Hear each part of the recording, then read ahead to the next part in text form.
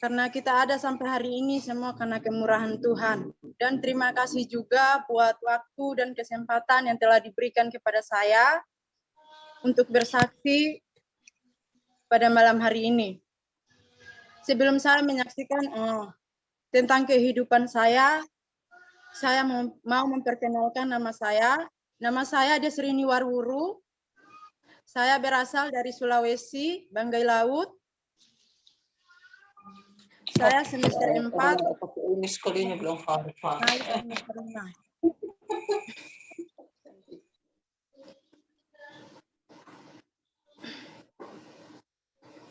Ada nggak di masalah?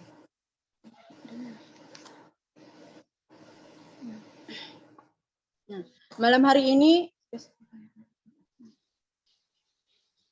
ini saya mau bersaksi tentang kehidupan saya secara pribadi, yang dimana saya menjadi seorang hamba Tuhan ini sudah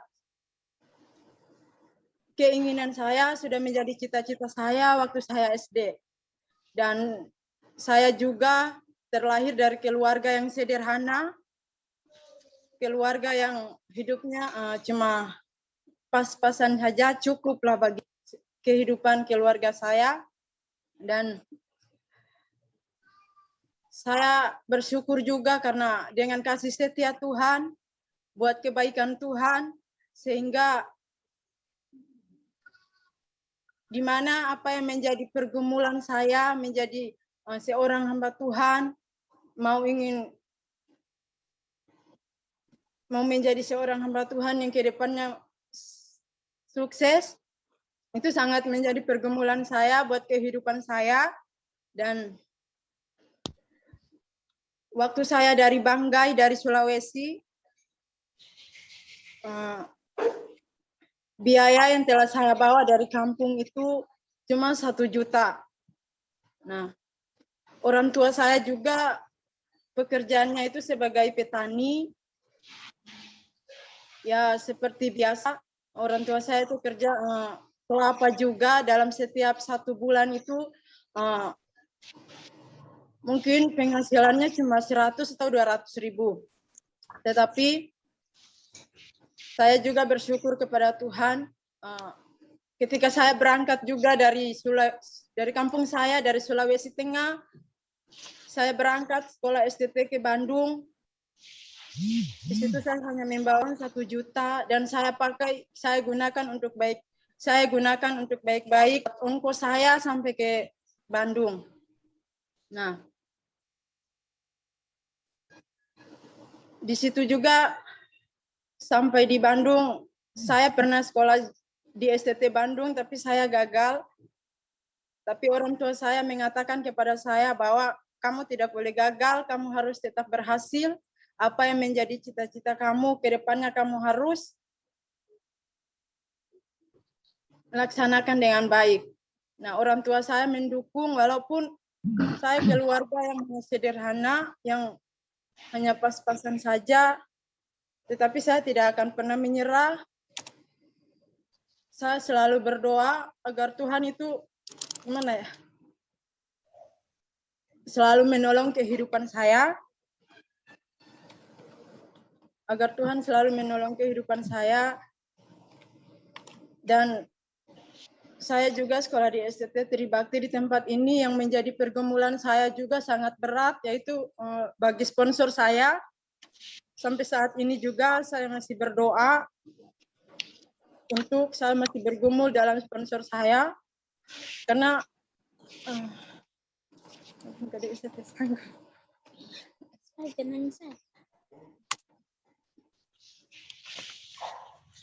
masih saat ini juga saya masih tetap berdoa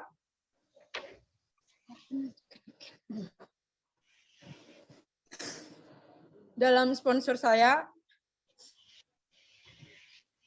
Tetapi saya tidak akan pernah menyerah. Saya percaya bahwa suatu saat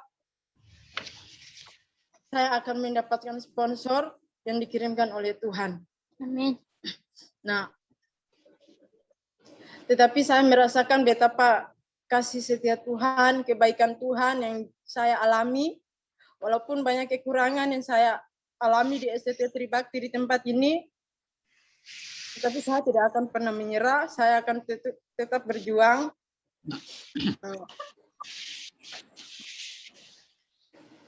Saya tetap akan berjuang buat apa yang menjadi cita-cita saya, yaitu sebagai seorang hamba Tuhan. Dan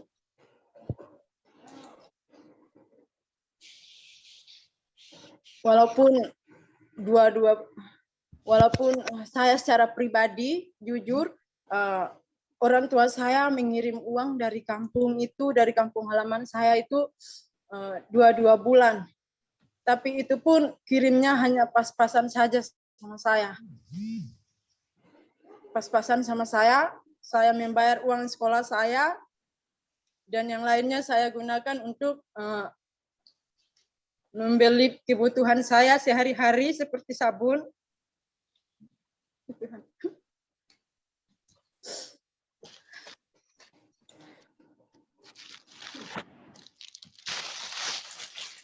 Tetapi saya tetap bersyukur kepada Tuhan. Walaupun dengan keadaan saya seperti ini, dengan keadaan orang tua saya yang di kampung, tapi saya tidak akan pernah menyerah, tidak pernah berputus asa,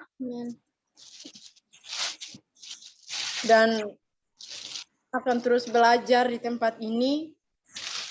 Dan dimana juga saya bersyukur, walaupun di STT Tribakti di tempat ini, karena saya pernah sekolah STT, saya pernah masuk STT sudah 3 kali di tempat ini. Yang pertama saya sekolah STT di Makassar, terus saya sekolah lagi di Bandung, terus ketiga kali, terakhir kali di tempat ini, di STT Tribakti di tempat ini. Tapi puji Tuhan, STT Tribakti di tempat ini bisa menerima saya dengan baik, dan dengan keadaan kami juga di kampus ini juga, walaupun dengan kekurangan kami di tempat ini, makan minum kami di tempat ini, tetapi dengan banyak begitu kekurangan kami di STT Tribakti tempat ini, tetapi kami tidak akan pernah menyerah. Kami serahkan semua ini ke dalam tangan Tuhan. Karena saya yakin dan percaya ketika kita dekat kepada Tuhan, maka Tuhan akan memberikan yang terbaik buat setiap kehidupan kita. Jadi inilah yang menjadi kesaksian saya selama saya sekolah STT Tribakti di tempat ini. Apa yang menjadi kekurangan saya tidak akan pernah menyerah. Walaupun saya hanya keluarga yang sederhana, orang tua saya juga tidak mampu untuk membiayai saya. Tetapi saya mengingat bahwa orang tua saya mengatakan kepada saya bahwa saya harus berjuang. Saya harus berjuang sampai saya pulang dengan berhasil. Itu yang saya ingat dengan kata-kata orang tua saya.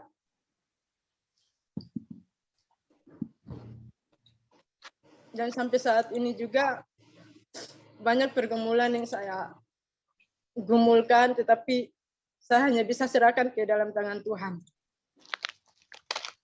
Saya hanya bisa serahkan apa yang menjadi pergumulan saya pada saat ini, yang saya alami di STT Tribakti di tempat ini. Itu semua saya serahkan ke dalam tangan Tuhan, karena saya yakin Tuhan itu penolong buat kehidupan kita. Inilah yang menjadi kesaksian saya pada malam hari ini. Saya ucapkan terima kasih, Tuhan Yesus memberkati. Shalom. Shalom.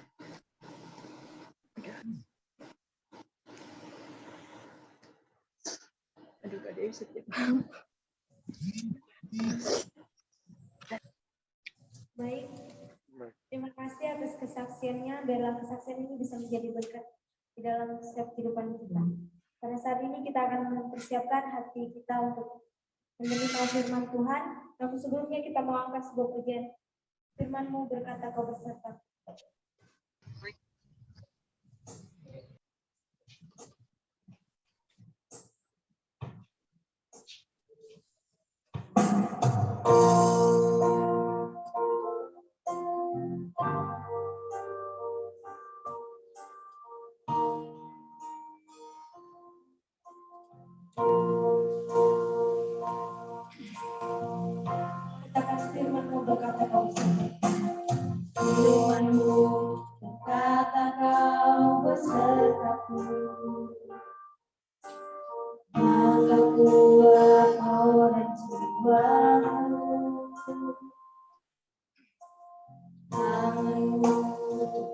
selalu ku nantikan. Di setiap langkahku percaya. Katakan firman Tuhan, kata kau besertaku, maka kuat.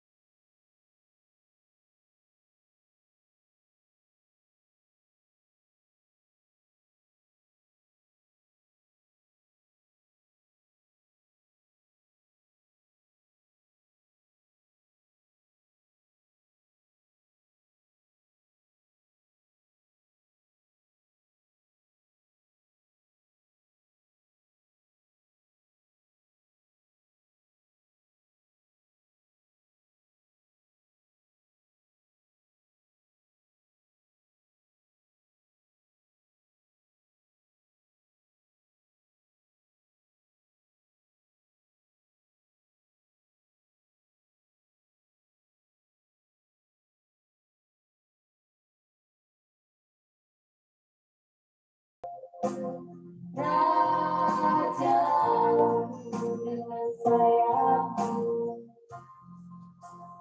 dengan sayapmu, ku akan terbang tinggi di tengah badai hidup. Ku tak menyerah, kau kekuatan dan perlindungan bagiku, pertolonganmu di tempat hangat ini. Ku mengangkat tanganku, aku berserah, kau ku nantikan, kau yang ku sembah, Yesusku, Rajaku, Yesusku, Rajaku, Yesusku,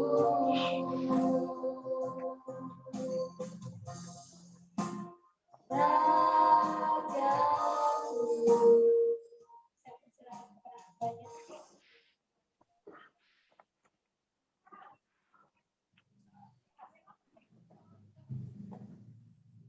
Saudara, mari kita mulai acara Bible Study ini. Saya ajak semua lebih dulu berdoa. Tuhan Yesus, kami akan memulai belajar tentang sebagian daripada firman-Mu. Kami mempersiapkan hati kami, dan biarlah Engkau mengurapi kami dengan urapan yang sama. Di dalam nama Tuhan Yesus, kami percaya. Amin. Bapak Ibu yang saya kasih di dalam nama Tuhan, hari ini kita akan belajar mengenai sebuah topik, yaitu aku mau menjadi pendoa. Mendadak saat COVID-19 ini hadir dan mengancam kehidupan umat manusia di alam semesta ini, kita menyaksikan ada perubahan yang besar di dalam kehidupan umat manusia. Artinya, yang dulu tidak pernah diperhitungkan, sekarang mendadak pamornya, gengsinya bisa naik dengan begitu luar biasa. Yang saya maksud, saya ingin menunjukkan bahwa beberapa tahun sebelum COVID-19 itu ada, gereja dalam tanda kutip, termasuk hamba Tuhan di dalam tanda kutip, banyak melakukan kesalahan yang mereka tidak pernah sadar. Yaitu seringkali memandang sebelah mata. bahwa peran daripada seorang pendoa itu tidaklah terlalu penting. Walaupun seringkali mereka mengakui bahwa di belakang mimbar harus ada banyak pendoa-pendoa yang menopang agar supaya pemberitaan firman Tuhan itu betul-betul bisa menjadi berkat bagi jemaat yang hadir mendengarkan firman. Kenapa saya katakan demikian? Saya melihat kenyataan. Siapa yang ditugasi sebagai pendoa adalah orang-orang yang sudah tua. Orang-orang yang sudah dipandang ini sudah tidak bisa menghasilkan apapun. Mereka yang dipandang oleh orang-orang tertentu karena tidak punya lahan pelayanan. Karena pendoa adalah orang-orang yang seringkali tidak bisa dikenal. Atas sukses suatu acara, pendoa tidak mendapatkan tepuk tangan. Bahkan yang memprihatinkan, seringkali justru para pendoa ini, maaf bicara, diambil, ditugaskan dari orang-orang yang sudah tidak berpenghasilan. Dengan arti kata lain, mereka-mereka yang hidupnya secara ekonomi sangat-sangat sederhana. Nah, mendadak Tuhan membalikkan keadaan. Begitu COVID-19 ini muncul, maka pamor dan gengsi jabatan sebagai pendoa itu langsung meroket. Semua ingin mengajak lewat Zoom dan lain sebagainya. Mari kita kumpul-kumpul. Kita akan naikkan doa bersama-sama. Semua pada mengklaim dirinya bahwa kami adalah seorang pendoa. Nah, saudara yang dikasihi oleh Tuhan, topik saya hari ini berjudul Aku Mau Menjadi Pendoa. Berarti adalah orang-orang yang rindu agar supaya dia boleh menjadi pendoa yang sukses. Kita sebelum ke sana, kita mesti ngerti lebih dulu apa arti daripada doa itu sendiri. Sedangkan pendoa adalah orang yang sedang berdoa.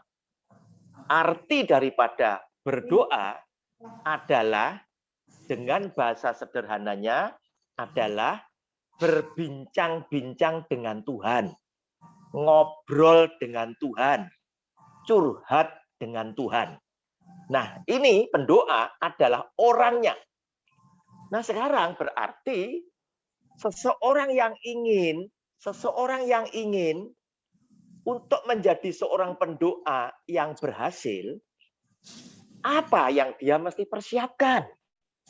Agar supaya di dalam setiap doanya, dia didengar oleh Tuhan dan doanya kemungkinan besar dikabulkan oleh Tuhan. Saudara, kita lihat lebih dulu firman Tuhan yang dikatakan oleh Tuhan Yesus sendiri. Dari Yohanes pasal yang ke-14, ayatnya ke-21. Agar supaya nanti kita bisa mengambil kesimpulan apa yang perlu kita persiapkan jika saya mengambil posisi pelayanan saya sebagai seorang pendoa. Barang siapa memegang perintahku dan melakukannya, dialah yang mengasihi aku. Dan barang siapa mengasihi aku, ia akan dikasihi oleh Bapakku, dan aku pun akan mengasihi dia dan akan menyatakan diriku kepadanya. Bapak Ibu yang dikasihi oleh Tuhan, senang ketika Anda mengikuti Bible Study, senang jika Anda membawa Alkitab yang seperti ini. Bukan handphone, bukan tablet. Seperti ini. Kemudian Anda juga mempersiapkan alat tulis, buku, ballpoint, dan lain sebagainya. Sebab ketika Anda membawa Alkitab yang seperti ini, saya yakin iman Anda akan bertumbuh lebih pesat dibandingkan Anda bawa handphone. Saudara, tadi yang kita baca, silakan Anda coret-coret di dalam kitab suci yang Anda bawa, yang sudah Anda buka. Di situ dikatakan, dan aku pun akan mengasihi dia dan akan menyatakan diriku kepadanya. Silakan dioret-oret di bawahnya kalimat tersebut, khususnya kata akan menyatakan diriku kepadanya. Saudara, jelas dikatakan sendiri oleh Tuhan Yesus, keluar dari mulut Kristus, bahwa dia berkata, orang, Anda dan saya, yang mau memegang perintah Tuhan dan melakukannya di dalam hidup kita sehari-hari, itu adalah orang yang akan aku kasih, dikasih Kristus. Dan orang yang demikian juga dikasih oleh Bapakku. Bahkan dia berkata, aku yang mengasihi engkau akan menyatakan diriku kepadamu. Saudara, ketika kita datang sama Tuhan untuk ngobrol dengan Tuhan, untuk bincang-bincang dengan Tuhan, walaupun orang Kristen berkata, doa ini adalah nafas hidup orang Kristen. Saudara, saya berpikir sederhana. Silakan Anda berkesimpulan seperti itu, tetapi untuk orang Kristen yang seperti apa? Sebab ketika Tuhan didatangi oleh kita, didatangi oleh pendoa untuk ngobrol, saya yakin tidak setiap orang datang itu disambut oleh dia. Jika engkau bukan orang yang mendatangkan kesukaan hati Kristus, dia pasti juga tidak akan menerima engkau. Sebab dikatakan di dalam kitab suci kita, apa yang membuat doamu itu terhalang adalah dosa-dosamu. Apa yang membuat Tuhan memalingkan wajahnya adalah dosa-dosa daripada orang yang datang kepada dia. Sehingga muncullah firman Tuhan yang keluar dari mulut Kristus sendiri tentang siapa orang yang menjadi kesukaan hatinya. Otomatis jika yang datang adalah orang yang mendatangkan kesukaan di dalam hatinya, Yesus yang adalah Tuhan itu suka berlama-lama. Anda ngobrol dengan dia sama seperti ketika kita kedatangan sahabat kita sudah merancangkan. Hari ini saya kedatangan sahabat yang lama, yang menyenangkan hati saya, yang enak diajak berbicara, Pak Bandar Panggabean. Otomatis saya sudah mulai mempersiapkan segala sesuatu untuk membuat perbincangan ini menjadi semakin hangat, semakin akrab, dan berarti. Saya siapkan makanan kesukaan dia, saya siapkan minuman kesenangan dia, dan saya sudah rancangkan. Nanti saya akan ngobrol semalam-malaman sampai pagi. Itulah hati Tuhan sama dengan kita. Jika engkau bukan orang yang menyenangkan hati Tuhan, pastilah Tuhan berkata di dalam firman-Nya, oleh karena dosamu, aku akan memalingkan wajahku. Dan itu yang membuat doa kita menjadi terhalang. Oleh karena itu, kita lihat sekarang kesimpulan kita yang pertama, sementara waktu. Kita menyimpulkan, pendoa harus punya modal, yaitu menjadi orang yang istimewa di hati Tuhan. Menjadi orang yang menjadi kesukaan hati Tuhan. Supaya kedatangan pendoa yang ingin ngobrol, curhat, berbincang-bincang dengan Tuhan adalah orang yang selalu disambut oleh Tuhan dengan kedua belah tangannya yang terbuka. Saudara, ketika saya berkata demikian, Saya ingin meyakinkan Anda bahwa orang boleh semua punya klaim. Saya pendoa, saya pendoa, saya pendeta, saya gembala, dan lain sebagainya. Silakan. Tetapi di dalam setiap bidang jabatan, engkau mengambil peran sebagai pendoa dan lain sebagainya. Itu punya kelas masing-masing di hati Tuhan. Anda punya kelas masing-masing di hati Tuhan. Saya buktikan lebih dulu, orang boleh klaim, oh saya juga nabi, saya rasul. Punya kelas masing-masing di hati Tuhan. Yesus yang adalah Tuhan, itu saja berkata, muridnya kan 12. Tetapi dia berkata, memang semua murid dia kasih. Tetapi tidak titik, ada komanya. Murid yang paling aku kasih adalah Yohanes. Nah, ya. Kenapa harus Yohanes? Padahal dia kan Tuhan. Masa Tuhan engkau tidak bisa rata semuanya? Dan inilah kenyataan. Dia bilang, enggak, semua tak kasih. Ya. Tetapi masing-masing ini memberikan pelayanan kepadaku berbeda. Masing-masing ini punya sifat dan karakter yang berbeda. Dan perbedaan itulah yang memberikan seseorang ada nilai plus di belakangnya. Yaitu Yohanes mempunyai nilai plus. Kenapa? Karena saya mempelajari Alkitab dan saya menemukan Yohanes ini adalah rasul yang punya sifat. Ada sifat yang utama di dalam diri Kristus yang sama dengan Yohanes. Oleh karena itu, kalau Anda membaca tulisan Yohanes, Injil Yohanes, 1 Yohanes, 2 Yohanes, itu Anda akan menjumpai di situ banyak ditulis tentang kasih. Tentang kasih ada di situ. Nah, saudara, demikian pula dengan orang yang dulu menjadi nabi Tuhan. Semua nabi diutus oleh Tuhan sebagai penyambung lidah, ya. Semua nabi dikasih oleh Tuhan, ya. Tetapi tidak semua nabi bisa seperti Tuhan memperlakukan terhadap nabi yang satu ini, yaitu Musa. Bilangan pasal 12. Mari kita lihat.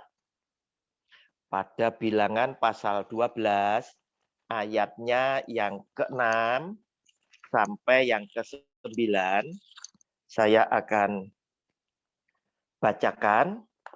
Lalu berfirmanlah ia, huruf besar, berarti Tuhan, Yehova, dengarlah firmanku ini. Jika di antara kamu ada seorang nabi, maka aku, Tuhan, menyatakan diriku kepadanya dalam penglihatan. Aku berbicara dengan dia dalam mimpi. Bukan demikian, hambaku Musa, seorang yang setia dalam segenap rumahku. Berhadap-hadapan aku berbicara dengan dia, terus terang, bukan dengan teka-teki. Dan ia memandang rupa Tuhan. Mengapakah kamu tidak takut mengatai hambaku Musa?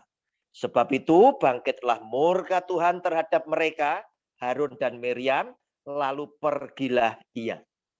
Saudara lihat, Tuhan berkata, kalau di tengah kamu ada nabi, maksimal aku bicara dengan dia, itu dengan mimpi. Aku menyatakan diri dengan penglihatan. Saudara, itu dengan nabi. Yang kita sudah nilai, hebat. Tetapi ternyata terhadap Musa, Tuhan memperlakukan lebih. Tidak sama dengan para nabi. Dan tadi Tuhan Yesus di dalam Yohanes pasal 14 yang kita baca, ayat 21, digarisbawahi, aku akan menyatakan diriku kepadamu, bukan harus dengan penglihatan. Tidak harus dengan mimpi. Walaupun itu dia bisa lakukan juga. Itu salah satunya. Tetapi juga dia ingin menyatakan dirinya kepada saudara dan saya lewat sebuah peristiwa yang engkau alami. Kesaksian Mbak Rini menjadi berkat untuk semua yang hadir, termasuk saya. Dengan modal pas-pasan dari keluarga yang sangat sederhana. Anda berjuang dari satu STT ke STT yang lain sampai Anda berlabuh di STT Tribakti. Semoga nanti lulus dari sini menjadi hamba Tuhan yang benar. Saudara, kita yang berpikir dengan duit yang Anda bawa dari kampung halaman yang cuma 1 juta dan kemudian Anda mampu bertahan sampai dengan hari ini.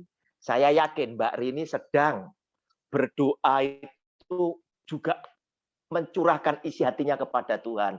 Tuhan, aku dari keluarga yang sederhana sekali. Tuhan, aku tidak punya duit cukup banyak untuk membiayai aku sampai selesai. Sedangkan cari sponsor belum tentu Anda bisa dapat. Dengan arti kata lain, ketika Anda cari pertolongan di depan, di belakang, kiri kanan, nggak ada yang menolong. Tetapi ketika Anda sampai hari ini bisa melewati semuanya itu tadi, pasti saya yakin Mbak Rini atau mbak-mbak lainnya yang sedang studi dengan kondisi yang sama, di dalam hati saudara itu meluap dengan rohmu. Ungkapan syukur keluar lewat kata-katamu dan engkau berkata, ini Tuhan. Nah, itulah yang dimaksud oleh Tuhan. Aku akan menyatakan diriku kepadamu dalam bentuk pertolongan yang datang kepada engkau ketika pada saat itu pun kamu mengakui, aku bisa melewati ini Tuhan. Itu mustahil jika engkau tidak menolong aku. Nah, ternyata Anda lewat, Anda selamat, Anda sukses, sehingga Anda menyatakan kesaksianmu lewat roh. Hati nurani yang paling dalam. Dan kau mengakui, ini Tuhan. Itulah yang dimaksud menyatakan diriku kepada kamu. Saudara, lihat apa yang terjadi. Kepada Musa tidak demikian. Aku berhadapan muka langsung dengan Musa seperti seorang sahabat. Seperti sepasang sahabat. Aku langsung ngobrol dengan kamu dan aku berbicara terus terang. Tidak perlu Musa menafsirkan. Terang-terangan, belak-belakan. Kalau nabi yang lain, dia lewat mimpi, lewat penglihatan, masih mikir. Apa kira-kira yang dikehendaki Tuhan? Tetapi dengan Musa menerima pernyataan Tuhan, maksud Tuhan, isi hati Tuhan dengan terang benderang. Nah, saudara, senang sekali walaupun kita ini tidak bisa menyamai Musa. Karena apa? Harga yang kita bayar itu tidak sama dengan Musa. Musa dari pangeran. Hidup di dalam kemegahan istana Mesir. Menjadi seorang pangeran. Dia punya kuasa, dia punya harta benda, dia punya kenikmatan daging. Dia tinggalkan dari kaya, rela, demi Tuhannya, demi bangsanya, dia menjadi miskin. Jadi gembala domba milik Jitro mertuanya. 40 tahun di padang rumput gembalaan domba. Saudara, ini Musa. Saya peringatkan kau yang masih sekolah. Apalagi kau yang biasa hidup dengan tekanan hidup dan mampu melewati ini. Khususnya Mbak Rini, Mbak Hana. Dan adik-adik yang lain. Jangan nanti kalau sudah lulus jadi pendeta. Kepingin seperti pendeta zaman sekarang yang melenceng. Dari miskin ingin jadi kaya. Salah. Salah. Kebalik dengan Musa. Musa dari kaya ikhlas jadi miskin. Demi keselamatan bangsanya. Demi keselamatan jiwanya. Demi memuliakan Tuhannya. Semua yang jasmani, Semua yang menimbulkan nikmat daging dan dosa ditinggalkan. Jangan kau menjadi pendeta seperti zaman sekarang. Karena kalau engkau ingin menjadi kaya, jangan jadi pendeta. Tidak ada firman Tuhan yang memberikan petunjuk buat kita. Jadi hamba Tuhan bisa kaya. Tidak. Karena Yesus yang adalah Tuhan selalu mengajarkan kepada Anda lewat doa Bapa kami. Berikanlah kepada kami makanan kami yang secukupnya. Jangan bekerja untuk mencari roti yang bisa mendatangkan kebinasaan. Tetapi bekerjalah untuk mendapatkan roti yang bisa bertahan sampai kepada hidup yang kekal.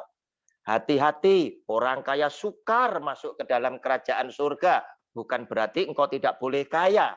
Tetapi ketika engkau diberkati dengan kekayaan, bagaimana engkau bersikap itu menentukan masa depan engkau nanti di neraka atau di surga. Karena Yesus Tuhan juga berkata, engkau tidak bisa loh setia kepada kedua-duanya, kamu harus memilih salah satu. Jika engkau setia kepadaku, engkau bermusuhan dengan Mamon. Jika engkau bermusuhan dengan Mamon, engkau mengasihi Mamon, engkau bermusuhan dengan aku. Pilih salah satu. Nah, saudara, untuk itu, pendoa, modal yang kedua, dia harus mengenal isi hati Tuhannya. Karena sering curhat, sering ngobrol dengan Tuhan, pastilah engkau tahu apa yang dia suka. Engkau mengerti akan kehendak hatinya. Engkau mengenal akan isi hatinya. Sehingga yang namanya pendoa tidak seperti pendoa yang zaman sekarang. Yang hanya ikut-ikutan berdoa. Atau gara-gara orang Kristen itu selalu diajarkan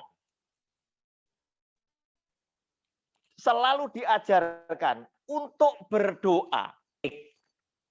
Supaya dengan mulut yang sama ini selalu kata-kata berkat yang keluar. Jika engkau adalah sahabat Tuhan, engkau adalah orang yang mengasihi Tuhan dan dikasihi Tuhan, saya yakin modal yang kedua ini adalah demikian pentingnya. Engkau akan ngerti kehendak Tuhan. Karena engkau mengenal isi hati Tuhan. Saudara, mari kita lihat kepada apa yang dikatakan oleh Nabi Yehezkiel. Yehezkiel 14 ayat 12 sampai dengan 14. Judulnya adalah hukuman tidak tertegakkan lagi. Silakan Anda catat, nanti bisa direnungkan setelah kita selesai belajar ini. Namun jika besok video ini sudah tayang di YouTube, saya akan bagikan kepada WA group yang ada di tempat ini.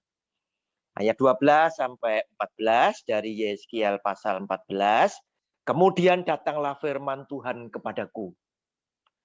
Hai anak manusia, kalau sesuatu negeri berdosa kepadaku dengan berubah setia, dan aku mengacungkan tanganku, melawannya dengan memusnahkan persediaan makanannya, dan mendatangkan kelaparan atasnya, dan melenyapkan dari negeri itu manusia dan binatang. Biarpun di tengah-tengahnya berada ketiga orang ini, yaitu orang-orang top, yaitu Nuh, Daniel, dan Ayub, mereka akan menyelamatkan hanya nyawanya sendiri karena kebenaran mereka. Demikianlah firman Tuhan Allah. Artinya, ketiga orang yang ada di dalam hati Tuhan sekalipun tidak bisa mencegah keputusan Allah, tidak bisa merubah kehendak Allah. Gara-gara dia bilang menyinggung soal bangsa. Oleh karena itu, saudara, saya sedih sekali, saya takut jika perenungan saya ini benar. Saya takut. Adanya COVID-19, sejak pertama kali muncul, saya sudah menyimpulkan ini adalah tulah dari Tuhan, karena Tuhan murka atas manusia yang ada di dalam dunia alam semesta ini. Bukan satu bangsa, semua bangsa. Dia murka. Kenapa? Karena bangsa ini sudah kasihnya itu kasih yang pura-pura. Kasih yang dibalut dengan politik. Kasih yang enggak tulus. Kelihatannya baik, kelihatannya bantu, tetapi ingin menindas bangsa yang lain. Ingin memposisikan menjadi yang paling terutama, paling kuat, paling terpandang, macam-macam. Sehingga akibat murkanya Tuhan,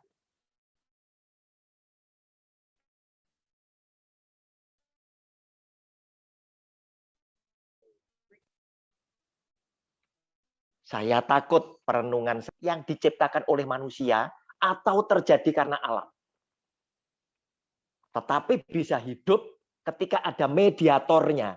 Dia bisa hidup, bisa berkembang, bisa menimbulkan sakit penyakit, bisa menularkan. Itu virus.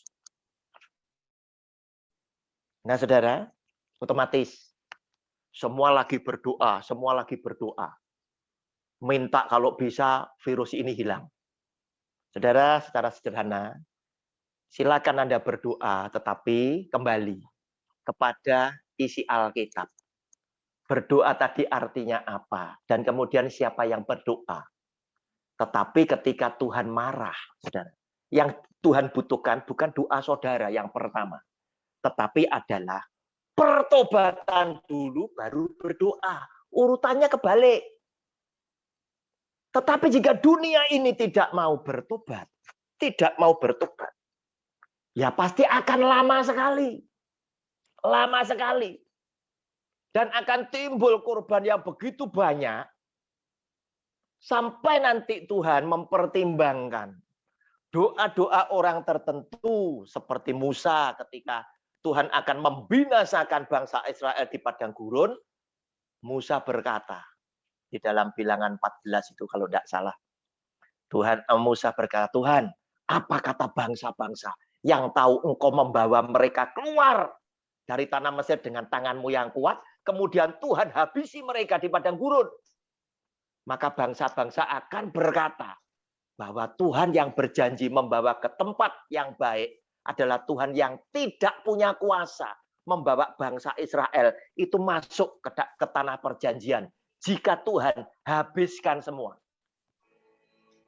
Saudara, akhirnya Tuhan ngambil kesimpulan, keputusan. Yang boleh masuk adalah usia 20 tahun ke bawah. Dan keluarga dari Yosua dan Kaleb. Saudara, saya takut jika perenungan saya benar atas COVID ini. Atas COVID ini saya takut. Saya juga berdoa, Tuhan, keluargaku juga takut loh Tuhan. Bukan tidak takut, takut Tuhan. Apakah benar aku menjadi anakmu yang istimewa di hatimu? Sehingga engkau melepaskan kami dari bencana ini. Tidak terhampiri oleh sakit penyakit. Saya takut. Sama. Tetapi saya harus menyelami kehendak hati Tuhan. Dan di situ dikatakan, kalau toh ada Nuh, ada Ayub, ada Daniel, mereka tidak bisa melarang, mencegah kehendak isi hatiku. Tetapi mereka hanya bisa menyelamatkan nyawa mereka sendiri karena kebenaran hidupnya di hadapanku. Berarti, jika engkau menjadi orang benar, minimal kita aman. Saudara, terakhir saya simpulkan. Berarti cuma ada dua modal yang Anda mesti persiapkan menjadi seorang pendoa yang sukses. Yang pertama, harus menjadi orang yang memegang perintah Tuhan dan melakukan perintah Tuhan dalam hidupmu sehari-hari, sehingga engkau menjadi orang yang dikasihi Tuhan. Istimewa di hati Tuhan. seperti Musa yang setia dalam segenap rumahku, setia di dalam hukum-hukumku, sehingga Anda akan membaca firman Tuhan. Ketika Musa diperintahkan, kalimat terakhir selalu mengatakan, maka Musa melakukan seperti yang diperintahkan Allah kepada dia. Kedua, Anda harus menjadi orang yang mengerti kehendak Tuhan. Karena seringnya Anda ngobrol dengan Tuhan mengakibatkan Anda mengenal isi hati Tuhan. Demikian yang saya bisa sampaikan. Shalom, Tuhan Yesus memberkati. Amin. Saya buka sesi tanya jawab. Silakan Pak Situmeang, Anda yang menjadi moderator. Saya hanya bicara setengah jam supaya waktu kita berdiskusi bisa panjang. Terima kasih. Baik, shalom. Selamat malam pada kita semua.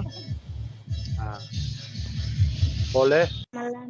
yang mau bertanya, boleh Pertanyaan apa?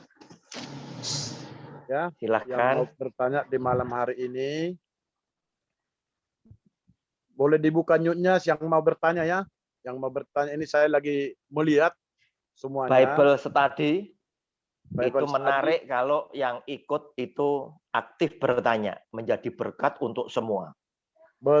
Amin, amin, amin. Ya, di Kediri waktu tatap muka biasa pendalaman Alkitab yang saya ajarkan itu dihadiri kurang lebih 80 sampai 120 jemaat dan pendeta. Itu kalau tidak saya stop, seringkali mereka itu terus minta terus ke belakang. Akhirnya saya minta ampun. Sudah ya, ini sudah 9:30, saya tak pulang Surabaya ini. Silakan. Iya. Baik. Ya, boleh. Frantohia, boleh dibuka gambarnya. Mau Shalom. bertanya? Shalom Pak Pendeta Roni, shalom. Shalom. Shalom. Ya. Iya, saya Pak Bandar nih Pak Bandar Panggabean. Wah, Pak Bandar. Wah, ini dedengkotnya ini. Silakan Pak Bandar. Monggo. Iya, ini kan tertarik ini tentang doa Ya. Pak.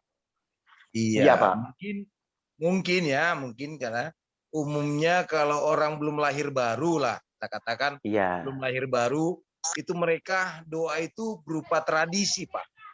Iya. Doa biasa-biasa itu berupa tradisi, yang penting Iya. berdoa. Dan doa mereka tidak ada kuasa. Makanya kebanyakan kalau kita bilang gereja-gereja tradisional, ya, itu wajib berdoa, tapi berupa kewajiban biasa, tradisi. Iya. Ya, boleh nggak Pak Roni kasih kunci rahasia bagaimana anak-anak kita ini yang sekolah teologi supaya mereka berdoanya bukan tradisi. Betul. Bangun tidur doa, mau tidur doa, mau makan doa, mau belajar doa. Tapi ini berupa tradisi aja, tradisi. Iya. Ya, bisa kasih kunci Pak supaya Bisa? doa kita itu punya kuasa dan semua yang kita doakan dijawab Tuhan tepat pada waktunya. Kira-kira itu hambanya. Terima kasih. Oke, Tuhan Yesus terima berkati. kasih. Saudara, seringkali orang itu salah mengerti tentang arti kata kuasa. Kuncinya itu di kuasa. Orang berpikir, supaya aku punya kuasa, kadang harus berpuasa. Aku baru bisa punya kuasa kalau aku sudah mencapai usia tertentu. Katakan sudah semakin sepuh, sudah semakin tua. Jadi Kristen sudah sekian lama baru punya kuasa. Salah. Kuasa itu apa lebih dulu? Itu Pak Bandar itu sudah tertawa itu. Beliau ini kan anggota Peradi. Ini kan pengacara. Biasa main dengan kuhab. Sekarang dengan kuhabnya Tuhan. Ya, kuasa itu adalah kepercayaan. Betul Pak? Kuasa itu adalah kepercayaan. Nah saudara, saya tidak melihat Tuhan membedakan engkau yang masih baru atau engkau yang sudah sepuh. Tetapi Tuhan memang menyarankan sebaiknya orang yang datang kepada aku adalah orang-orang yang memegang perintahku dan melakukan dalam hidupku sehari-hari. Misal, ada orang yang baru dibaptis. Apa betul sih orang yang baru dibaptis ini kemudian tidak punya kuasa? Yang jelas terkadang orang yang baru dibaptis dalam persekutuan doa, pemandu ibadah ini ngomong, Pak, Bu, nanti Anda yang berdoa ya. Biasanya langsung ngomong, oh jangan saya tidak bisa berdoa. Saya malu didengar, kan begitu. Saudara, apakah orang yang seperti ini pasti tidak punya kuasa? Saya tidak melihat Tuhan memperlakukan demikian. Sama seperti ketika kita itu punya anak, baru bisa ngomong sedikit-sedikit, belum mampu merangkai kata-kata menjadi kalimat. Dia punya kuasa loh terhadap papahnya, terhadap mamahnya. Buktinya apa? Dia cuma teriak nangis. Papa mamahnya yang mengasihi dia, itu langsung cari, anakku di mana ya? Dia akan cari arah suaranya. Paham? Anda punya kuasa. Ketika Anda terima Yesus sebagai Tuhan dan Juru Selamatmu, kamu dibaptis dalam nama Bapa, Anak, dan Roh Kudus, engkau punya kuasa. Catatannya satu. Kita ngomong, Tuhan, jangan engkau cuma menyertai aku. Jangan. Tetapi sekaligus Tuhan, aku membuka pintu hatiku. Engkau masuk di dalam hidupku. Jadilah engkau Tuhan dan Tuan.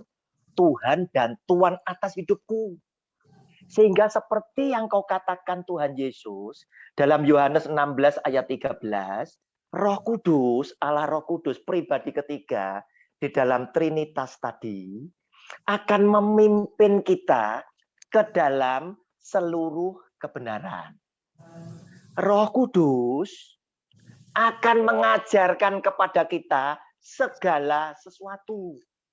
Roh Kudus, Allah Roh Kudus, akan mengingatkan kita semua firman yang disampaikan Tuhan kepada kita yang sekarang bisa kita baca di dalam Alkitab. Walaupun engkau belum banyak melayani Tuhanmu, tetapi ketika hatimu sudah engkau persembahkan kepada Dia, doamu pasti berkuasa. Walaupun kau belum mampu merangkai kata-kata menjadi kalimat yang enak didengar oleh orang lain, engkau punya kuasa. Sejak saat itu jika engkau mulai mengkuduskan diri, engkau punya kuasa. Karena engkau dikasih oleh Tuhanmu. Samuel yang masih kecil, kenapa dia harus dipanggil? Samuel. Masih kecil Samuel itu. Samuel tidak ngerti, dia bangun, datang kepada Eli. Bapak, engkau memanggil aku. Tidak. Kepada imam besar Eli dia menghadap. Pikirnya suaranya Eli. Imam besar Eli. Anakku tidurlah, aku tidak memanggil kamu. Suara itu datang lagi. Samuel datang lagi. Kenapa demikian? Karena apa? Sejak Samuel belum ada di dalam kandungan Hana mamahnya sudah berdoa, Tuhan, jika engkau memberkati aku punya anak laki-laki, anakku ini akan kupersembahkan hidupnya kepada engkau. Nah, saudara, ini nasir Allah. Pisau cukur tidak boleh kena rambutnya. Tanda kenasirannya. Sehingga walaupun Samuel masih kecil, Tuhan sudah mengasihi Samuel. Oleh karena itu, kepada adik-adik, tidak usah takut. Engkau anak Tuhan.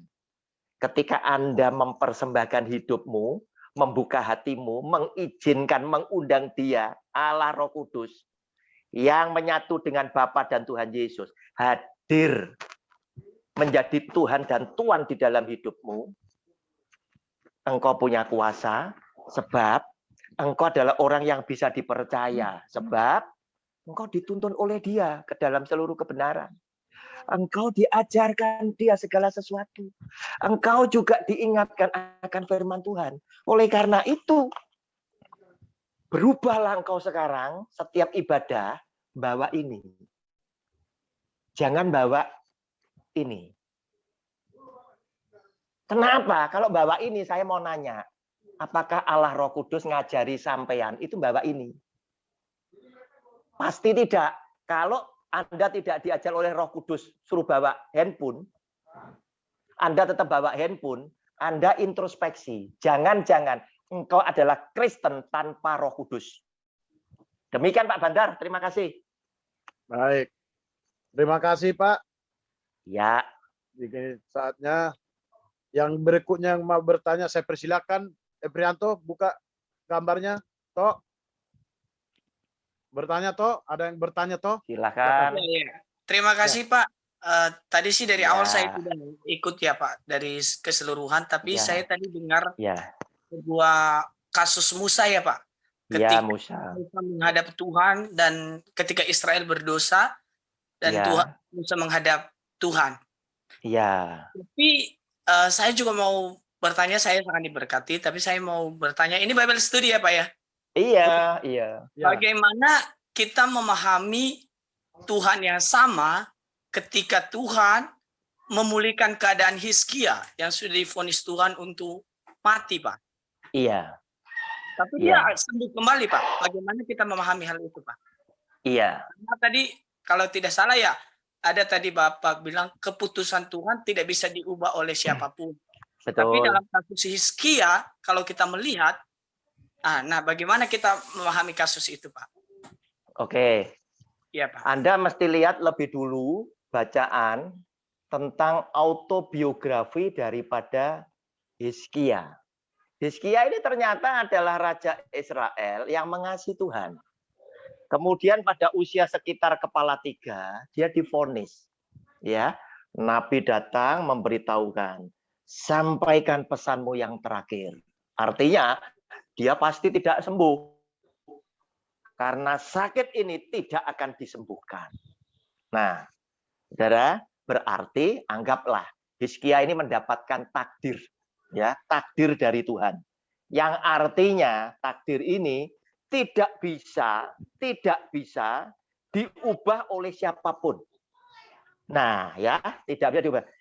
Yang bisa ngubah harus Tuhan sendiri. Betul ya? Yang harus mengubah Tuhan sendiri. Di dalam bacaan Yehezkiel 14 tadi, saya menyampaikan, kalau suatu bangsa ini kemudian berubah setia kepadaku, yang menjadikan hati Tuhan itu berduka, maka Tuhan itu akan menghabiskan mereka, menimbulkan kelaparan, membunuh mereka, dan lain sebagainya. Dan Tuhan berkata, walaupun di tengah-tengah mereka atau di hadapanku, itu ada 3 orang top yang Anda kenal, karena mereka aku kasih, yaitu Nuh, Daniel, dan Ayub. Mereka tidak bisa mengubah keputusanku. Mereka hanya bisa selamat karena kebenarannya. Nah, di dalam konteks Hizkia ini berbeda. Ini adalah pribadi Hizkia. Bukan bangsa ini tadi. Yang semuanya bertindak berdosa. Bukan. Ya, ini pribadi. Nah, kemudian, karena Hizkia adalah orang benar, begitu vonis ini diterima, Nabi itu keluar meninggalkan Hizkia. Hizkia menangis, menghadap ke dinding, dia menangis sungguh-sungguh dan dia berkata, Tuhan, masa Tuhan umur 30 masih semangat melayani Tuhan, masih semangat menjadi pemimpin, harus mati. Dan dia mengingatkan Tuhan, Tuhan, bukankah aku melakukan kebenaran? Nah, kata kebenaran itu kuncinya. Kuncinya, termasuk bangsa ini tadi, dia berkata, Ayub, Daniel, dan Nuh, itu hanya bisa selamat karena kebenaran mereka. Termasuk kita zaman COVID ini, hiduplah benar. Hati-hati, Anda harus hidup benar. Nah, karena kebenaran ini tadilah yang menjadikan Tuhan mengubah keputusannya. Nabi belum sampai pintu, disuruh kembali. Sampaikan kepada Hizkia, aku akan memperpanjang umurnya 15 tahun lagi. Faham, Efrianto? Oke, silakan dibuka Paham, Pak. mic-nya. Paham? Paham ya? Oke. Silakan, ada yang lain? Kuncinya di kebenaran. Saat ini kita diuji. Iman diuji, kebenaran ditampi. Hati-hati. Baik, yang mau bertanya berikutnya saya persilahkan kepada Pak Pendeta Demianus Malawai. Silakan Pak, yang bertanya Pak. Silakan. Kita saling tukar pengetahuan, saling mengisi. Silakan mungkin Mbak Hana. Suaranya Mbak Hana ini mungkin. Ya, Ibu Ana. Sebenarnya saya ingin komentari tentang Hizkia tadi loh Pak. Iya, Jujur itu silakan. pernah saya alami sendiri. Saya dokter memvonis saya hanya berumur 5 bulan. Nah, Karena saya mengidap kanker rahim stadium akhir. Dan ya, saya menangis di depan mimbar, menangis, betul-betul menangis dan tidak berkata apa-apa. Hanya berkata, Tuhan ambil nyawaku, kalau aku tidak kau gunakan, aku tidak berguna dalam hidup ini. Hanya itu perkataan saya. Saya Iya. menangis semalaman, bahkan itu semua, dan Tuhan memperpanjang umur saya. Sekarang saya udah lebih 1 tahun bisa hidup, puji Tuhan. Ini saya Amin. sudah Amin. mendapat berkat. Tuhan sudah memberikan kelebihan umur pada saya ini. Tapi setelah itu saya menyerahkan seluruh hidup saya ke dalam Tuhan. Puji Tuhan, saya diambil oleh STT Rema untuk studi di sini. Di saat kesembuhan saya itu pun juga luar biasa. Sebenarnya saya nggak bercita-cita untuk jadi hamba Tuhan ataupun apapun. Saya hanya melayani doa. Memang saya seperti Bapak Roni bilang, saya kan hanya melayani doa di gereja. Iya. Ya, saya sebagai pendoa syafaat di dalam satu gereja. Nah, saya bersyukur di situ. Yang memang seperti Pak Roni bilang, hanya tempat curhat ibu-ibu yang punya masalah. Semualah ibaratnya, semua saya lakukan itu karena saya pikir memang saya dulu juga orang yang nggak punya seperti kata Pak Roni, nggak punya apa-apa. Kehidupan saya dijamin untuk dari pendeta saya waktu itu.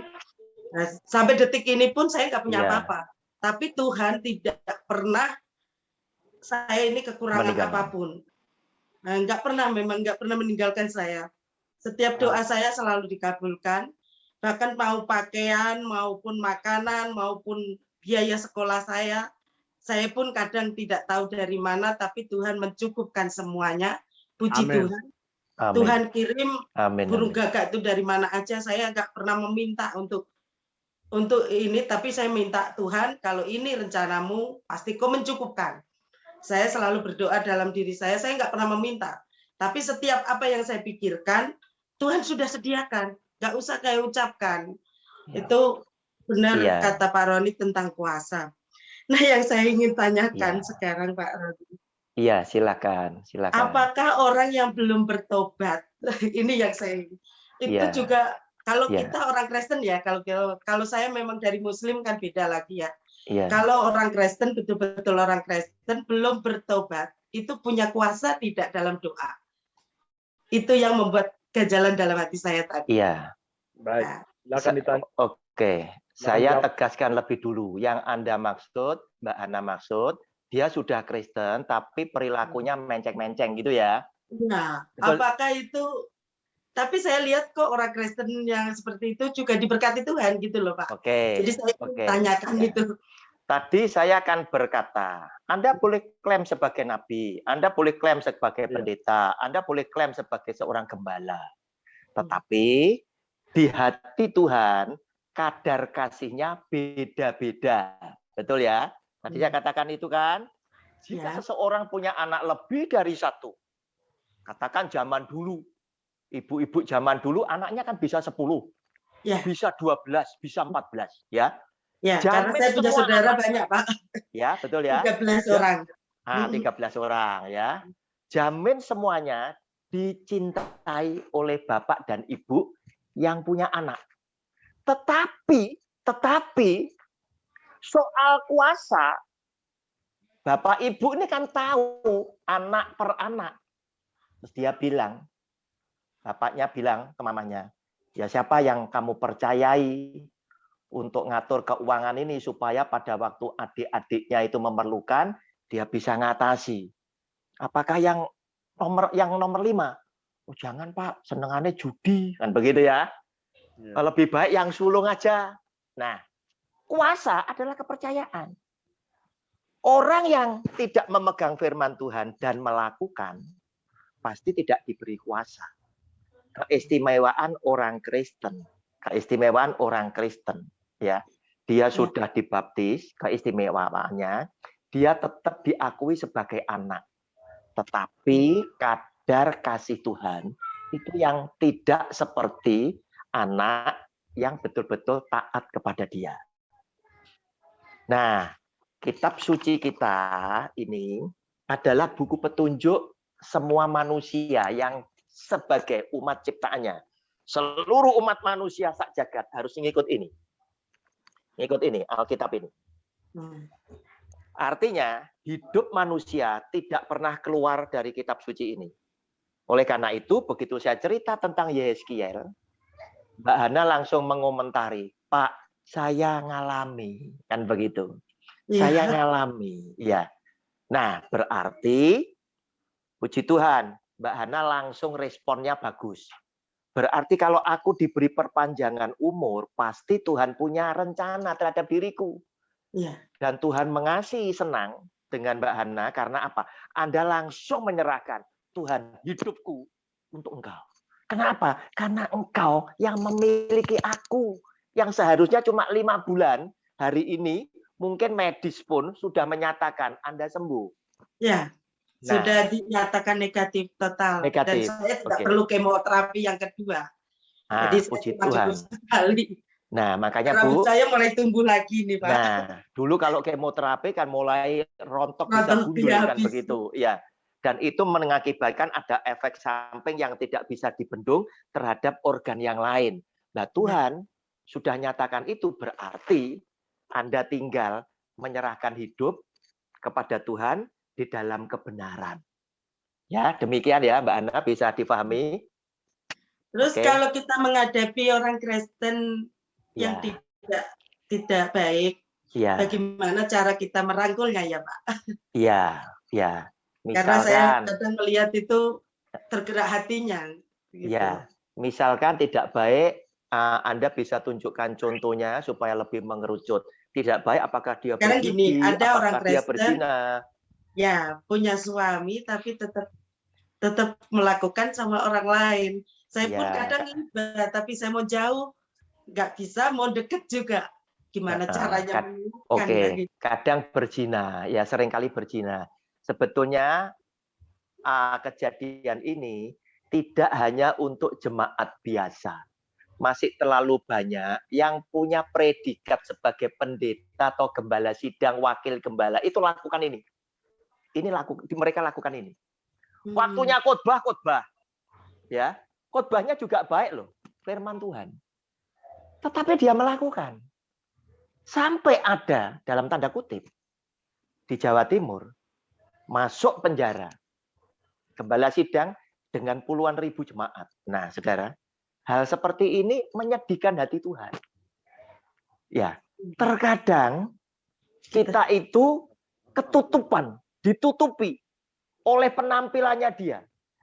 Tapi puji Tuhan kalau Mbak Hana tahu seseorang perempuan yang Anda ketahui pada saat dia punya suami, ternyata dia masih punya pria idaman lain.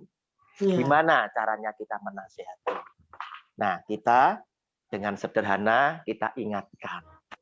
Ya, kalau kamu adalah Kristen, pastilah dulu engkau menikah diberkati secara Kristiani.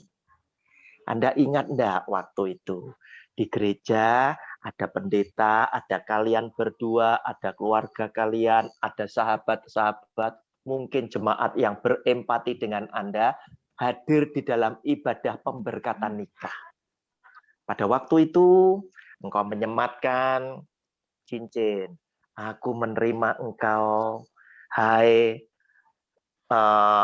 Randy, engkau sebagai suamiku satu-satunya. Wah, ada ikrar janji nikah. Nah, kenapa? Ikrar yang engkau nyatakan kepada Tuhan dan jemaat sebagai saksinya harus engkau ingkari. Apakah kamu tidak punya belas kasihan sementara suamimu itu berkeringat mencarikan nafkah untuk keluarga, untuk kamu hidup, untuk kamu itu bisa pakai lipstik dan lain sebagainya. Tapi sementara waktu engkau happy-happy dengan orang lain yang belum tentu menafkahi kamu. Nah, coba itu digali. Kenangan-kenangan indah dia dengan suaminya, itu yang digali. Terus kemudian, predikat kamu sebagai seorang ibu dari anak yang hebat ini tadi, tidakkah kamu rugi mempertaruhkan kehormatanmu? Kalau kamu sampai ketahuan, kamu selingkuh di hadapan anakmu, habis kamu. Ya, Mbak Ana? Ya, ya Pak. Terima kasih. Pak Roni. Ya, terima kasih. Makanya saya katakan. Cukup, Mbak Ana? Ya, Ya, cukup Pak, cukup. Ya. Terima kasih. Ya, saya lanjut lagi. Yang mau bertanya, silakan Pak Pendeta Demianus, Pak.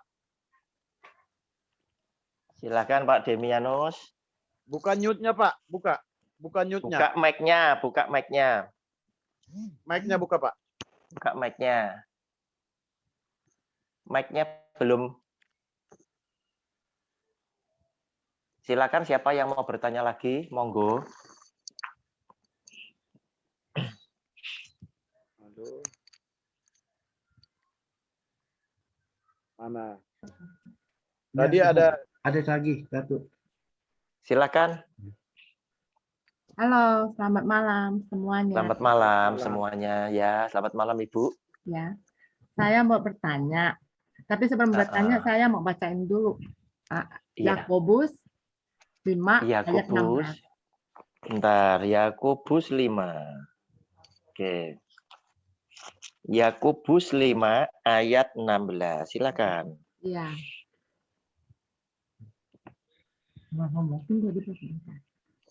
Silakan. Ya. Ini dengan Ibu siapa ya? Fiona. Fiona. Iya. Silakan Ibu. Iya. Yakobus 5 ayat 16, karena itu hendaklah kamu saling mengaku dosamu dan saling mendoakan supaya kamu sembuh. Doa orang yang benar bila dengan yakin doakan sangat besar kuasanya. Iya. Dikatakan sebagai orang benar itu seperti apa? Terus apakah kita termasuk orang benar? Bila kita bila ada perbuatan-perbuatan kita masih belum ada yang sesuai dengan firman Tuhan. Iya. Terus saat sekarang ini kan banyak pendoa syafaat. Iya. Apakah pendoa-pendoa itu termasuk orang benar dan besar kuasa? Iya. Baik, terima kasih. Oke, terima kasih Bu Fiona. Pertanyaannya berdasarkan Yakobus pasal 5 ayat 16 ini, tekanannya kan di sini. Doa orang yang benar bila dengan yakin didoakan sangat besar kuasanya. Siapakah orang benar itu? Apakah kita termasuk orang benar? Firman Tuhan yang lebih tepat bahwa kita ini adalah sesungguhnya orang yang dibenarkan oleh Tuhan. Artinya kita pasti tidak 100% benar. Tetapi oleh Tuhan dimaklumkan. Ya, kesalahan kita yang kecil-kecil yang masih terkadang muncul itu tidak diperhitungkan oleh Tuhan karena sesungguhnya kita sudah dengan hati ingin berbuat yang terbaik untuk Tuhan. Inilah kemampuan maksimal kita sehingga kita bisa dinilai oleh Tuhan sebagai orang yang dibenarkan. Terus kemudian pertanyaannya, apakah pendoa-pendoa itu selalu pastilah orang benar. Saya menjawab dengan kejujuran, saya tidak yakin. Kenapa? Karena ketika himpunan itu semakin banyak, kemungkinan itu adalah kumpulan orang benar semakin tipis. Semakin tipis, sebab untuk melihat apakah mereka ini adalah orang benar, Yesus yang adalah Tuhan memberikan petunjuk bahwa pohon ini kamu baru bisa kenal ketika engkau melihat buahnya. Sedangkan pendoa di sana, ratusan ribu, semua orang kalau KAKR datang berbondong-bondong, itu kan kita lihat dari sisi luarnya. Kita tidak pernah tahu kedalaman kehidupan mereka. Tetapi firman Tuhan mengajar kepada kita dengan bijaksana. Tidak perlu kita punya syak. Tidak perlu kita sampai menghakimi mereka. Oleh karena itu, saya senang. Anda kalau berdoa, berdoalah sendiri yang pertama. Karena apa? Anda bisa nilai. Kira-kira Anda punya kehidupan, kebenaran itu kadarnya seperti apa sih di hadapan Tuhan? Pasti. Kedua, Anda berdoa. Ngapain? Harus dengan orang lain-lain. Tidakkah Tuhan sudah berikan bahwa istrimu, suamimu adalah seorang penolong yang sepadan di dalam hidupmu? Dan Tuhan memberkati engkau, bukan kau pribadi. Tetapi engkau bersama pasanganmu dan anak-anakmu. Keluarga itu yang dibentuk oleh Tuhan, disatukan oleh Tuhan, dan diberkati oleh Tuhan. Doa bersama keluarga. Lebih pasti bahwa yang menghadap kepadamu Tuhan adalah kami yang takut kepada engkau, setia menjalankan firman-Mu. Lebih pasti.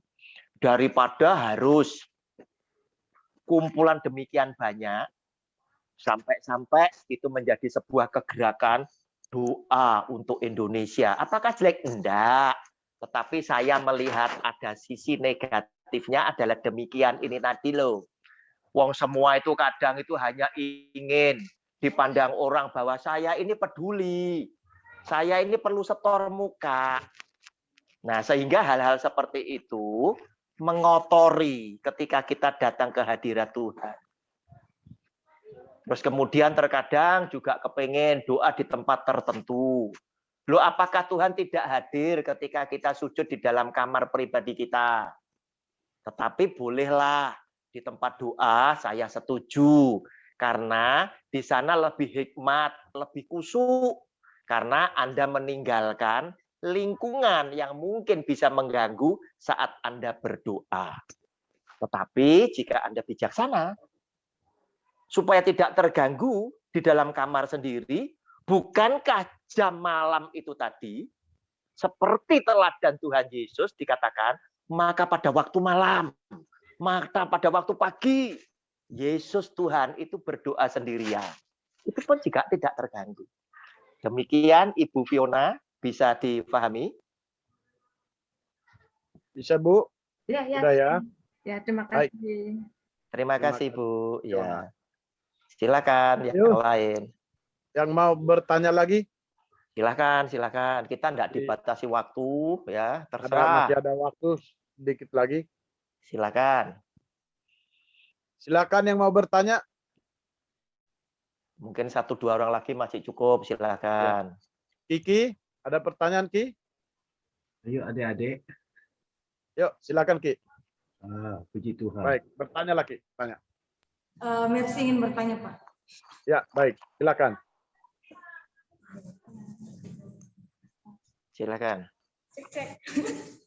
Silakan. Sudah jelas suaranya sudah. Silakan. Jelas kok. Bagaimana jika seorang pendeta dalam seorang pendoa maksud saya, iya, dalam kehidupannya mengalami kematian rohani karena mungkin kesibukannya, terus atau kelelahan dalam dia menjalani hidupnya, sehingga ketika dia berdoa tidak merasakan kayak kehadiran Tuhan, kayak mati rohani gitu Pak. Kayak bagaimana caranya membangkitkan supaya rohaninya itu bisa bangkit lagi, atau dia mengalami Roh Kudus lagi di dalam dirinya. Terima kasih. Tangannya jangan dideketin. Diketik. Thank you. Oke, terima kasih, terima kasih. Bagaimana jika seorang pendeta mengalami kekeringan rohani, ya? Betul. Sehingga pada saat dia berdoa, dia merasakan sepertinya tidak ada kontak dengan Tuhan. Nah, berarti pendeta ini kan sedang bermasalah kan, ya? Nah, sama ya, sama dengan kita punya handphone itu hang, ya, itu hang, ya. Bagaimana sekarang, ya? Nah, saya ingin sekali hamba Tuhan ini, ya, merenungkan sejenak. Mungkin bisa karena kesibukan rutinnya dia sebagai seorang hamba Tuhan, mengerjakan pekerjaan Tuhan, harusnya dia sudah hebat loh. Dia menjalankan tugas sehari-hari sebagai seorang pendeta sudah hebat. Tapi karena tekanan hidup ini tadi bisa saja hubungan doa ini jadi hambar. Karena sudah capek waktu mau berdoa, ya. Dia pada waktu sedang menutup mata, dia sedang ingat, wah pekerjaan yang ini masih belum selesai, ini masih belum selesai, dan lain sebagainya. Sehingga dia sendiri merasakan ada kekeringan rohani, terbukti, kelihatannya aku doa ini kok enggak sambung. Apa yang harus dia lakukan? Saudara, Tuhan adalah Allah yang bijaksana, ya, bijaksana sekali. Oleh karena itu, dia selalu mengajarkan manajemen, ya, pengkaderan, juga manajemen tentang pensiun. Musa adalah hamba Tuhan yang hebat, bekerja luar biasa, memimpin bangsa yang besar. Itu keluar dari tanah Mesir, Alkitab mencatat 600.000. Tetapi pencatatan itu masih dikatakan, itu laki-laki, belum perempuan dan anak-anak, berarti ada 1 juta itu. Nah, saudara, menjelang masuk, Tuhan ngomong sama Musa, Musa, kamu pensiun ya, kamu enggak usah masuk. Ya, yang masuk adalah kadermu, Yosua. Kamu lihat aja dari sini. Kenapa? Karena Tuhan tahu. Untuk masuk ke sana, Musa sudah usia 120 tahun. Musa sudah 120 tahun. Sedangkan untuk masuk ke sana harus banyak melewati peperangan dengan bangsa-bangsa lain. Dan Yosua ini tercatat sebagai tokoh Alkitab yang paling banyak berperang. Nah, Tuhan mengajarkan kita lewat Musa. Kadang kita berpersepsi yang sekolah Alkitab, wah Tuhan, masa Musa salah seperti itu aja dihukum nggak boleh masuk. Tuh, Anda harus ngelihat endingnya ini tadi. Ketika Tuhan Yesus dimuliakan di atas gunung, Petrus, Yohanes, dan Yakobus menyertai Tuhan Yesus. Mereka melihat pemandangan yang menakjubkan, sampai-sampai Petrus berkata, Tuhan, aku melihat engkau berbincang-bincang dengan Musa dan Elia. Wah, kalau begini aku mau dirikan 3 kemah. 1 untuk engkau, 1 untuk Elia, 1 untuk Musa. Berarti Musa dipensiun sama Tuhan, di bypass langsung ke kekekalan di dalam kerajaan surga. Nah, lewat Musa ini tadi saya menyarankan hamba Tuhan seperti ini harusnya hamba Tuhan yang bijak ketika mulai beban pekerjaan rutinnya dia mulai banyak, dia mulai berpikir aku tidak bisa bekerja sendiri, aku harus bekerja dengan orang lain menjadi satu tubuh. Wakilku Pak Bandar punya Pak Situmeang, kan begitu ya. Jangan dikerjakan sendiri. Kalau loadnya tambah banyak, Pak Situmeang mesti usulkan, Pak, mesti perlu 1-2 orang lagi untuk apa? Berbagi beban terus seperti itu. Supaya apa? Tidak terjadi kekeringan. Nah, oleh karena itu, hamba Tuhan ini harus introspeksi. Apa yang mengakibatkan kekeringan, engkau sendiri Jika kalau yang doa tahu. kita tidak dijawab, Demikian firman Tuhan. Baik. Demikian, Pak Situmayang. Baik, terima kasih. Cukup ya, merci ya. Iya, Pak. Baik. Nah, bisa satu lagi yang mau bertanya. Silakan. Ayo. Jadi. Shalom, saya mau bertanya, Pak. Silakan, silakan. Ya, silakan Bu.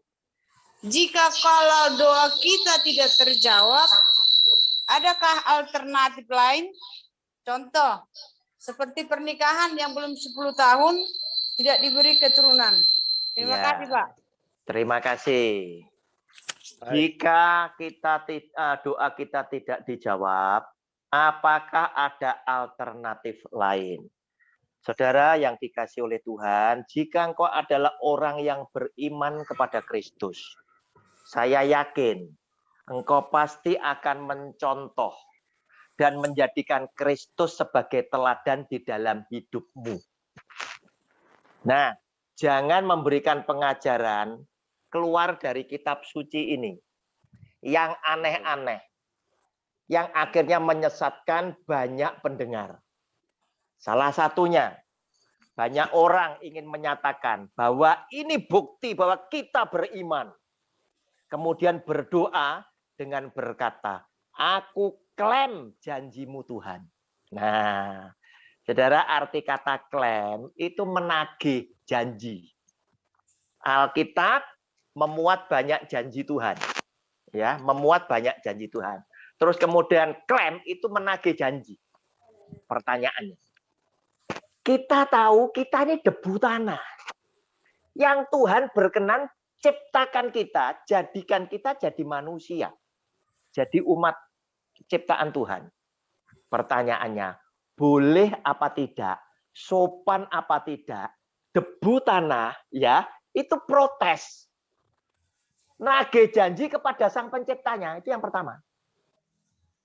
Walaupun engkau mengajarkan di atas mimbar Tuhan yang kudus ini dengan kata-kata yang salah.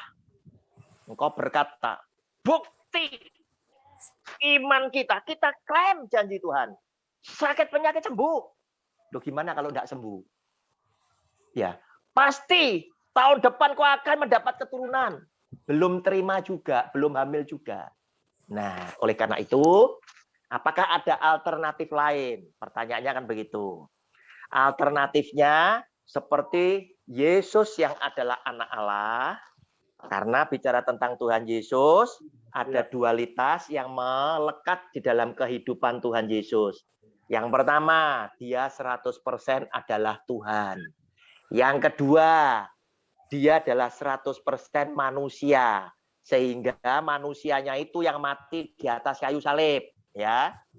Nah, ketika dia berdoa, ya, dia betul-betul ketakutan sampai peluhnya seperti titik-titik darah. Demikian tulisan Injil Lukas. Dia berdoa, jikalau boleh Tuhan, jikalau boleh Bapa, biarlah cawan ini berlalu daripadaku. Tetapi, ya, permohonannya dia merendahkan diri di bawah Bapaknya. Jangan terjadi karena kehendakku, tetapi kehendakmu lah yang terjadi. Nah, Ibu, alternatifnya adalah Anda tutup doa itu seperti Kristus katakan, terjadilah karena kehendakmu. Karena aku tahu engkau beri aku keturunan atau tidak, itu adalah terbaik yang Tuhan berikan atas hidup keluargaku. Amin. Amin. Haleluya. Nah, cukup ya Ibu. Udah terjawab Ibu. Ya. Terima kasih banyak, Pak. Shalom. Oh, ya, silakan. Ya. Ya. Masih ada lagi? Silakan. Yang terakhir? Belum, kita tutup satu lagi terakhir. Boleh satu lagi, Pak? Silakan, satu Pak. lagi. Oke, ini yang mungkin terakhir ya. Nji, Pak, Nji. Ya. Mungkin supaya anak-anak kita paham, ya, mengerti atau siapapun yang ikut join dan juga mendengar YouTube ini. Ya. boleh nggak diajarkan Pak, orang Kristen itu berapa kali berdoa dalam satu hari? Iya. Seperti tetangga kita ya, Bani Keder, mereka Iya. wajib aja 5. Iya. Mungkin Iya. bisa 3 atau 4. Kalau kita Iya. Kristen, berapa kali kita berdoa dalam satu hari, Pak? Oke. Makasih Pak, Tuhan berkati. Terima kasih. Pertanyaan Pak Bandar Panggabean sebagai rektor ini, itu cuma ngasih umpan. Ini cuma ngasih umpan. Ya. Anak jawablah Kenapa? setiap detik itu Pak. Ya, Kita harus ngasih doa. umpan ya, supaya anak didik ya, yang tidak tahu bahwa hal yang ditanyakan ini penting, gitu loh. Jadi beliau yang tahu, oh ini yang penting karena ini bicara tentang doa ya. Mungkin terlewatkan, tidak terpikir oleh anak-anak STT ini tadi. Disambung sama beliau. Berapa kali? Nah, kita kembali lagi ke Alkitab ya, kembali ke Alkitab. Kita lihat ada orang yang setia berdoa, yaitu Daniel. Dia 3 kali berdoa. Sampai dia mempertaruhkan, ditangkap nggak apa-apa, dimasukkan gua singa akhirnya, tapi Tuhan tolong. Dia 3 kali berdoa. Dan dia selalu menghadap ya kepada Yerusalem. Di atas loteng itu tadi ada yang bisa dibuka menghadap ke sana. Nah, Saudara, ke sana itu Yerusalem itu sebetulnya itu apa? Kiblat itu tadi. Supaya ke sana, ya. Karena Yerusalem adalah kota suci. Kemudian kita lihat Tuhan Yesus berdoa. Yang biasa dia lakukan itu 2 kali. Pagi-pagi benar dan malam sekali. Jadi tidak perlu cari tempat-tempat tertentu sebetulnya. Jika kita pengen hikmat, kita pengen kusuk, tidak diganggu kesibukan, tidak diganggu oleh keramaian kita. Atau tidak diganggu oleh kesibukan rutin kita. Malam hari semua pada tidur, kita yang berdoa.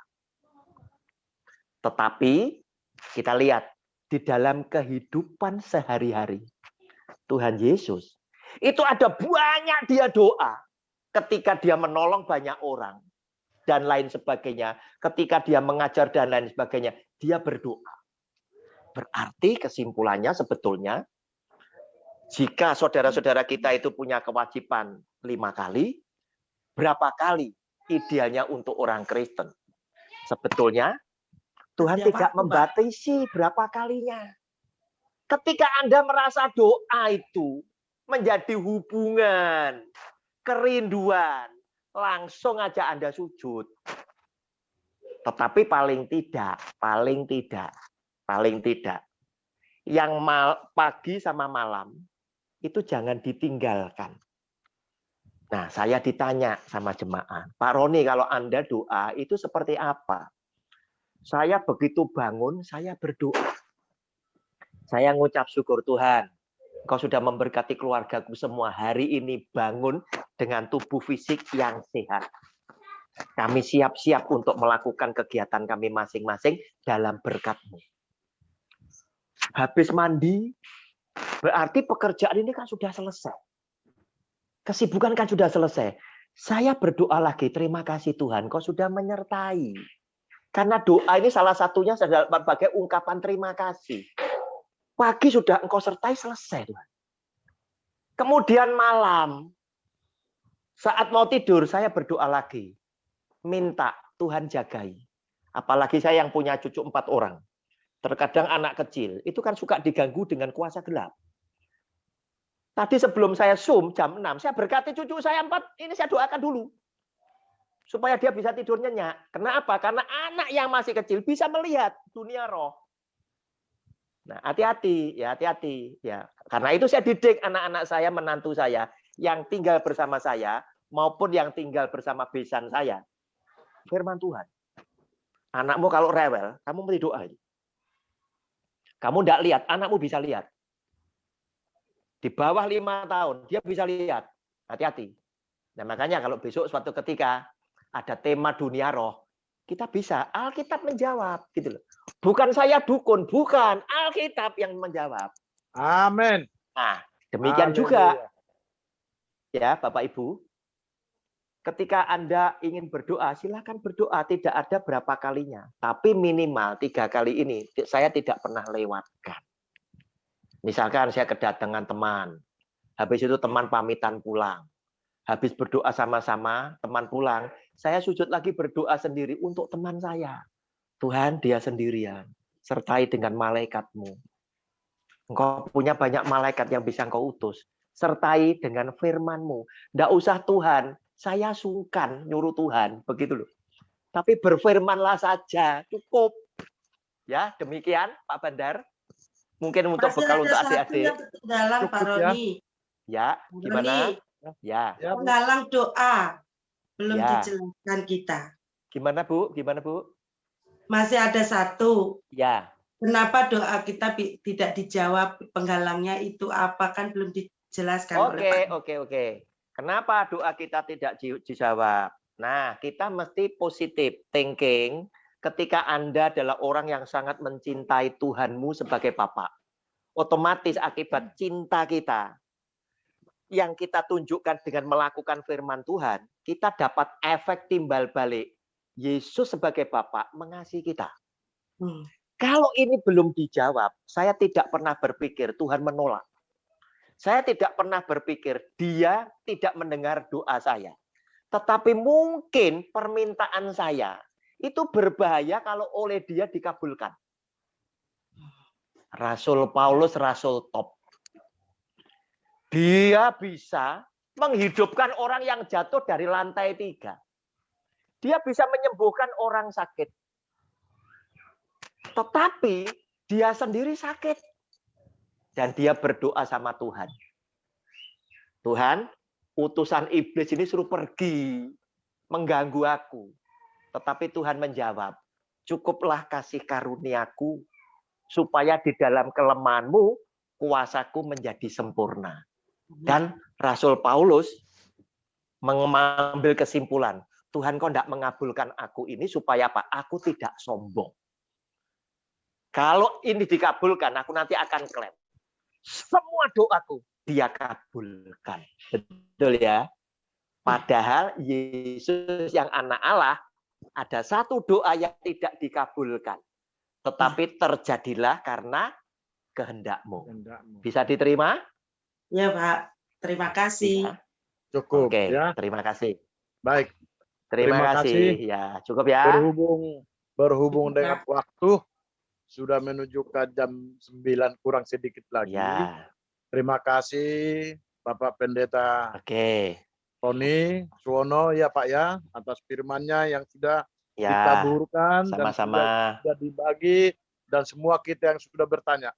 Baik, Kiki dan Mercy, sebelum ditutup dengan doa Bapa kami dan doa berkat, nanti doa Bapa kami dan doa berkat saya sendiri. Angkat pujian, aku mengasihi Engkau Yesus. Mana Kiki sama Mercy? Biar kita tutup. Aku mengasihi Engkau Yesus. Baik, sebelum kita menutup setiap perjumpaan kita pada malam hari ini, kita akan mengangkat sebuah pujian. Aku mengasihi Engkau Yesus. Angkat pujian ini dan sungguh-sungguh mengasihi.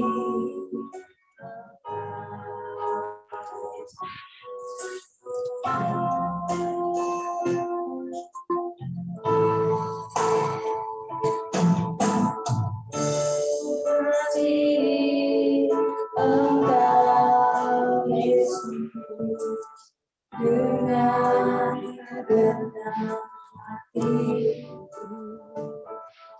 aku mengasihi Engkau Yesus dengan segenap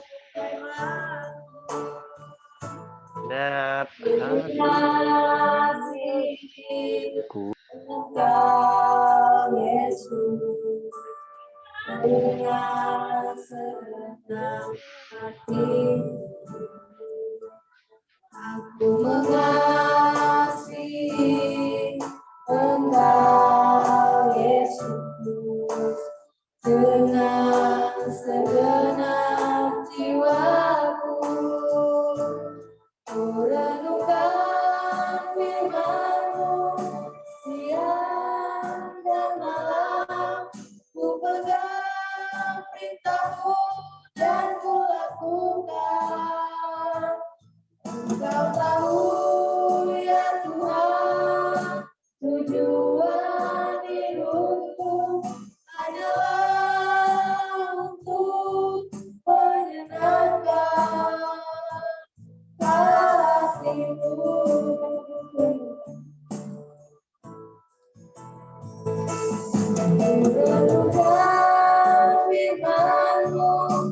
Siang malam ku pegang perintahmu dan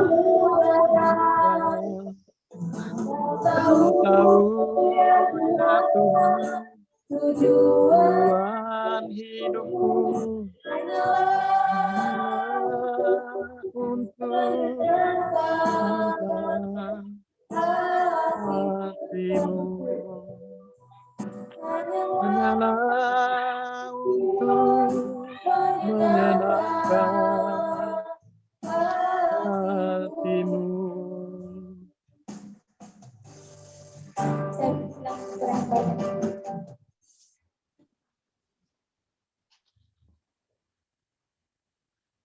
Baik, mari kita berdoa.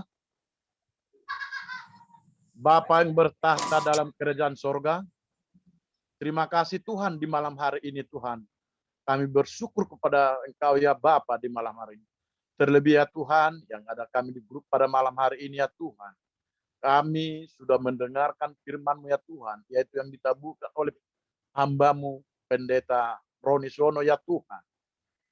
Begitu juga Tuhan, kami sudah seringkan. Kami sudah tanya jawab ya Tuhan. Bagaimana firman yang ditaburkan, bagaimana rasul-rasul Tuhan, bagaimana Tuhan menjalankannya semua. Kami sudah mempelajari ya Tuhan. Biarlah ya Tuhan, firman yang kami pelajari di malam hari ini bisa jadi pelita di dalam kehidupan kami. Suluh di setiap langkah kami ya Tuhan. Bapa yang baik, di malam hari ini Tuhan, sebelum kami tutup doa kami ini ya Tuhan.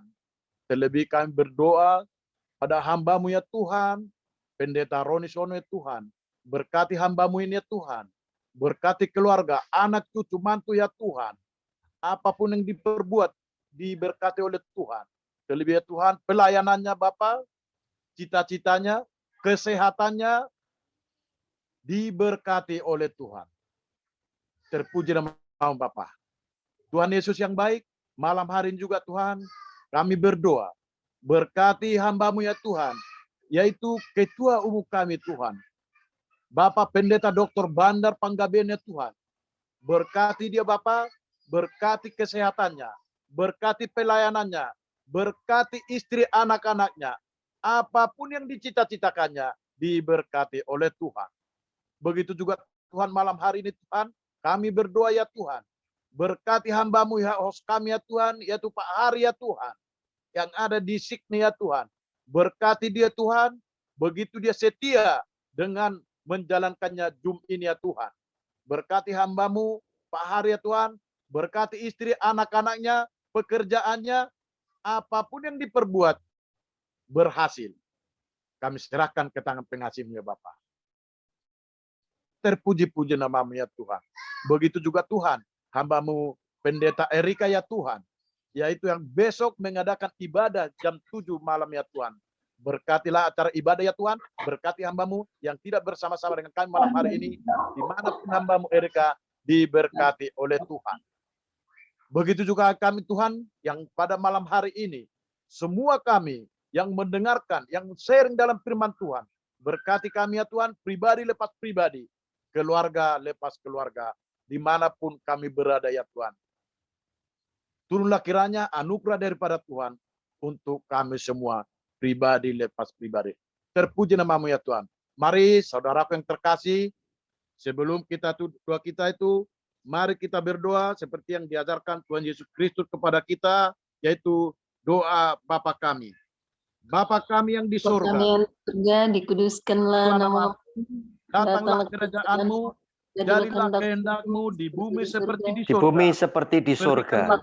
Berikanlah kami pada hari ini makanan kami yang secukupnya, dan ampunilah kami akan kesalahan kami, seperti kami juga mengampuni orang yang bersalah kepada kami. Dan janganlah membawa kami ke dalam pencobaan, tetapi lepaskanlah kami daripada yang jahat. Karena Engkau-lah yang mempunyai kerajaan dan kuasa dan kemuliaan sampai selama-lamanya. Permata Tuhan. Amin.